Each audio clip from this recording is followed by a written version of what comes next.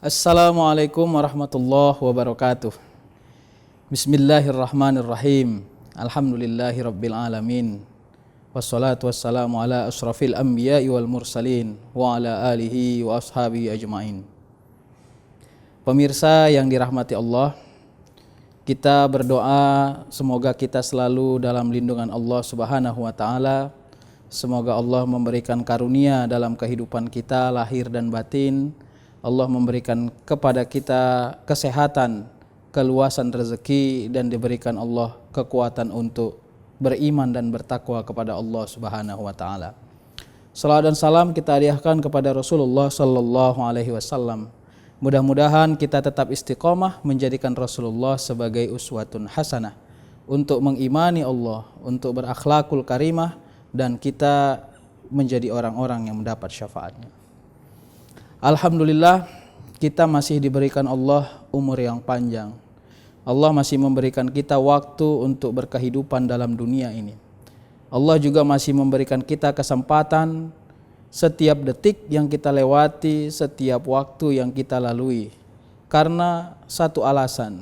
Yang pertama, bagaimana cara kita terus mengupgrade model ketakwaan dan keimanan kita kepada Allah Subhanahu wa taala. Menjadi orang-orang yang tidak puas terhadap nilai-nilai keimanan. Karena filosofi yang dibangun adalah seorang mukmin itu ketika ia ingin berhasil kehidupannya adalah mampu mengupgrade dan memodifikasi waktu dunianya menjadi cara dia untuk meningkatkan amal ibadahnya, keimanannya kepada Allah Subhanahu wa taala. Pemirsa Kompas TV yang dirahmati Allah Subhanahu wa taala. Di dalam Al-Quran misalnya Allah berfirman, wal as innal insana lafihus illal lazina amanu wa amilus solihat wa tawassaw bil haq wa tawassaw bis sabr. Ayat ini menjadi refleksi yang luar biasa kalau kita lihat beberapa tafsir, misalnya di dalam tafsir Al-Azhar atau Al-Misbah yang ditulis oleh Quraisy Shihab. Allah secara khusus bersumpah atas nama waktu melalui ayat ini. Wal as, demi masa atau demi waktu. Innal insana lafi khusrin. Sesungguhnya semua orang yang punya waktu itu rugi, kata Allah. Jadi komitmen kita memiliki waktu sesungguhnya tidak berhasil manakala ada beberapa kriteria yang bisa kita lakukan tentang waktu itu. Bagaimana kriteria orang yang tidak rugi dengan waktunya? Illal lazina amanu. Kecuali dengan waktu yang dia punya itu, pertama dia beriman. Iman itu adalah komitmen vertikal kita kepada Allah. Iman itu hanya Allah yang tahu.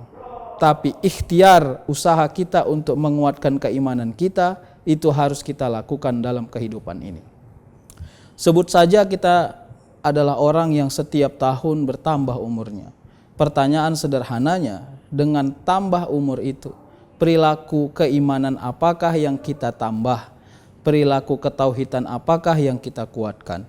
Apakah kita masih menjadi orang yang sengaja meninggalkan perintah-perintah Allah dan tidak merasa berdosa? Atau kita sudah mulai sangat sensitif? Misalnya ada orang yang sudah mulai gelisah kalau seandainya tidak melaksanakan sholat. Atau ada orang yang sudah mulai gelisah kalau dia berada dalam kesalahan. Atau ada orang yang mulai gelisah kalau dia melihat kemungkaran. Berarti ada komitmen keimanan yang bertambah manakala kita sudah berhasil merasakan itu. Pemirsa Kompas TV yang dirahmati Allah, ini yang menjadi catatan bagi kita. Yang pertama, komitmen vertikal kita kepada Allah Subhanahu wa taala. Keimanan kita harus konkret. Semakin umur bertambah, semakin tahun berganti, kita harus menjadi orang-orang yang nilai ibadahnya semakin baik. Secara awam boleh kita pertanyakan misalnya, saya sholatnya sudah baik belum? Apakah ada sholat yang masih tinggal?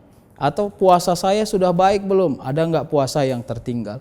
Atau kalau misalnya kewajiban yang sudah diwajibkan itu sudah baik, kira-kira selanjutnya yang perlu kita lakukan adalah apakah ibadah-ibadah lainnya bisa kita lakukan? Ini penting, ibadah mahdoh atau ibadah ritualitas tidak boleh ditinggalkan. Komitmen yang kedua adalah komitmen amal soleh. Illal lazina amanu wa amilus solihat. Jadi ciri-ciri orang yang tidak rugi karena waktu yang dia miliki itu adalah dia beramal soleh. Amal soleh ini aspeknya adalah horizontal. aspek sosial. Bagaimana kita menjadi orang yang berbudi pekerti terhadap orang lain. Kita menjadi orang yang bermanfaat terhadap orang lain. Khairun nas anfa'uhum linnas.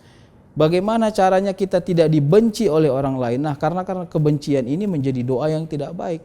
Dalam beberapa kitab, misalnya di dalam Al-Azkar ditegaskan, salah satu doa yang paling mustajab selain dari doa orang tua terhadap anaknya adalah doa orang lain yang ikhlas mendoakan diri kita. Pertanyaannya, kapan orang lain mau mendoakan kita ikhlas? Sedangkan kadang-kadang kita saja tidak ikhlas mendoakan diri kita sendiri. Nah, inilah yang kita sebut aspek sosial. Kalau kita mampu berbuat baik kepada orang lain, insya Allah orang pun akan mendoakan kita secara ikhlas. Secara sederhana kita sebut saja contohnya, misalnya ada seseorang yang bertemu di masjid, lalu dia ngobrol, mana Bapak Anu, kenapa tidak ada di masjid? Sudah beberapa hari ini saya lihat. Lalu dijawab, wah dia sedang sakit, wah mudah-mudahan dia sehat ya, itu orang baik sekali. Ini namanya doa yang ikhlas. Doa yang spontan diucapkan oleh orang lain, lalu orang lain itu merasa itu penting bagi dirinya.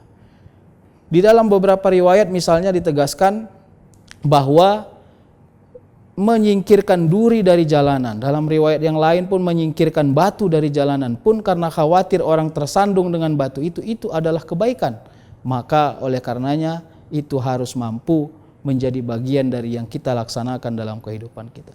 Semakin hari perilaku kebaikannya semakin muncul, semakin hari kita semakin menjadi orang yang disenangi oleh orang-orang sekitar kita, semakin hari apapun yang kita lakukan itu menjadi manfaat bagi orang-orang di sekitar kita. Teman-teman Kompas TV yang dirahmati Allah, ini yang menjadi catatan tentang bagaimana merefleksikan waktu dalam kehidupan kita. Intinya ada dua hal yang kita sebut tadi itu. Secara vertikal kita beriman kepada Allah, secara horizontal ada aspek-aspek sosial yang harus kita lakukan, kita rubah dari hari ke hari semakin baik.